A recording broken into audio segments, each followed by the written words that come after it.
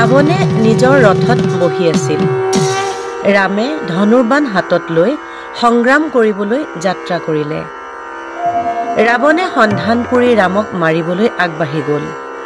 সেই সময়তে জোৰ হাতে হনুমানে ক'লে, হে প্ৰভু, ৰাৱণে ৰথত উঠি যুঁজিবলৈ গৈছে। তাৰ দুখ ভাগৰ নাই, তুমি মাটিত থাকি কেনেকৈ যুঁজিবা? হে প্ৰভু, তুমি মোৰ পিঠিত উঠি ৰাৱণক মাৰা।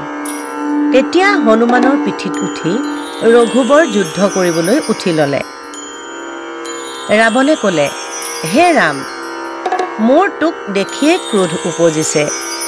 মোক তই যি দুখ দিলি তাৰ আজি প্ৰতিশোধ ল'ম। ৰামে ক'লে, হে ৰাৱণ, আজি তোৰ 10 মুণ্ড কাটিম। ব্ৰহ্মা, বিষ্ণু, মহেশ্বৰ আৰু যিমান দেৱতা আছে সকলোবিলাকেই মোৰ সহায় আছে। কোনে আৰু তোক ৰাখিব পাৰে? ৰামৰ কথাত ৰাৱণে কোনো উত্তৰ নিদিলে। হনুমানে দেখি লংকেশ্বৰক খুব খং কৰিলে। অক্ষয় কুমাৰক মাৰিলোঁ, লংকাপুৰী পুৰিলোঁ, এতিয়া তোক মাৰিম। বেটা, তই পিঠিত ৰামক লৈ বন্দী হৈ আছ, গতিকে আজি তোৰ লগত যুদ্ধ কৰি তাৰ প্ৰতিফল দিম। তই নিজ বুদ্ধিৰে আপোনা আপুনি বন্ধা গৈছ, লৰিব বিচাৰিও নোৱাৰ, এতিয়াই তোক মাৰিম। সেই বুলি ৰাৱণে বাছি বাছি চোকাশৰ হনুলৈ মাৰিব ধৰিলে। বানেৰে হনুক জৰ্জৰিত কৰিলে। হনুৱে যুদ্ধ কৰিব পৰা নাই, কাৰণ পিঠিত শ্ৰীৰাম। লক্ষ লক্ষ বাণ হনুৰ বুকুত মাৰিব ধৰিলে। হনুৰ খুব খং উঠিব ধৰিলে।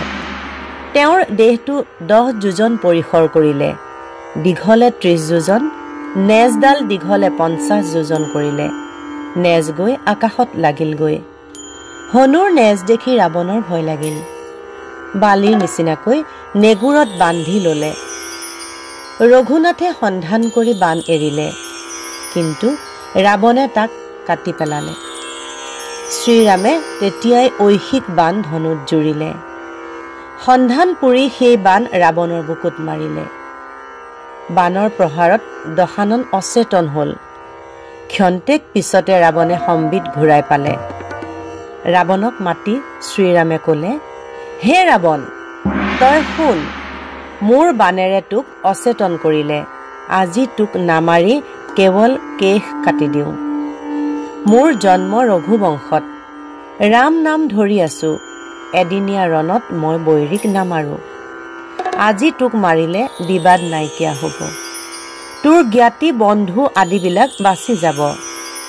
তোৰ 1 লক্ষ পুত্ৰ, 4 লক্ষ নাতি, তোৰ বংশৰ এজনকো মই নাৰাখিম। শেষত লণ্ডভণ্ড কৰি তোক বধ কৰিম, বিভীষণক দণ্ডছত্ৰ দিম। সকলো সভাসদে ৰামৰ কথা শুনিলে। ইয়াৰ পাছত ৰামে অৰ্ধচন্দ্ৰ বাণ ৰাৱণলৈ সন্ধান কৰিলে। বাণে দহো দিশকে জুইৰ নিচিনাকৈ খেদি যাবলৈ ধৰিলে আৰু 10 মাথাৰ মুকুট এপাত বাণেৰে কাটিলে। মুকুট কটা গ'ল, 10 পাক খহিলে। ৰাৱণে ভয়তে এনেকৈ লংকালে পলালে যে দশাননক কোনেও লগ নাপালে। বান্দৰবিলাকে ৰাৱণক ধৰ ধৰ বুলি পিছে পিছে দৌৰিবলৈ ধৰিলে।